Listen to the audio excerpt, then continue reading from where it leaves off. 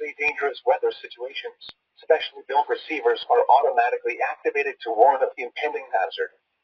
Tests of these receivers are normally conducted by the National Weather Service every Wednesday between 11 a.m. and noon.